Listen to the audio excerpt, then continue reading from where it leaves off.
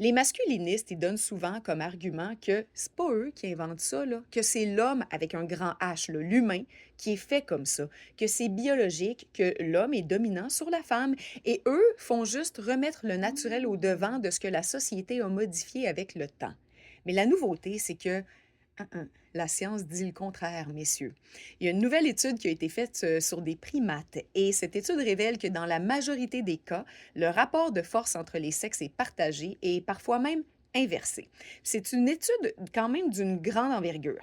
Elle a paru le 7 juillet dernier dans la revue Proceedings of the National Academy of Sciences et il y a une équipe de scientifiques qui a observé plus de 250 populations provenant de 121 espèces de primates. Fait que c'est du singe, là. Il y avait beaucoup de monde là-dedans, là. Ça fait beaucoup, Et c'est beaucoup gros. de Il singes. y a pas mal de guenons puis de singes, là. Et le but, c'était de comprendre la fréquence et les conditions dans lesquelles le mâle ou la femelle remporte un affrontement.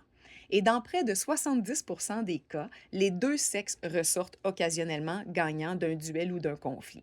Le Journal de Montréal a d'ailleurs repris cette étude-là il y a quelques jours dans un texte qui l'explique super bien avec des intervenants qui la confirment. Et grosso modo, ce qui en ressort, c'est qu'il n'y a réellement aucune composante génétique qui détermine la domination au sein d'un groupe. Et chez les primates, la domination masculine n'est pas la norme et la relation de pouvoir, elle est surtout égalitaire. Les masculinistes qui appuient leur argumentation sur des populations animales vont souvent donner comme exemple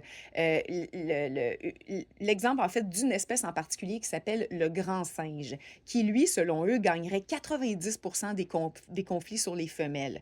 Donc, l'étude a dit on va analyser Mhm. cette Mhm. population-là et c'est plutôt 17 des conflits qui sont remportés Oh, par le mâle et c'est surtout des conflits physiques. Alors, ça repose sur la supériorité physique là, qui est inévitable. Donc, en partant, ce qu'ils disent sur le grand singe est faux. Mais ce que je trouve intéressant aussi, c'est que dans tous les cas, là, comme dans n'importe quel débat d'idées, on tend souvent à donner comme exemple celui qui confirme notre idée, n'est-ce pas? On se conforte un peu dans nos pensées, on appelle ça les biais, B-I-A-I-S. Donc, évidemment, les masculinistes vont pas citer chez les singes l'espèce qui s'appelle les bonobos, qui est une race où les femelles sont dominantes et ce sont même elles qui choisissent leur partenaire sexuel. Mais ça, il n'y a aucun masculiniste qui en parle, n'est-ce pas?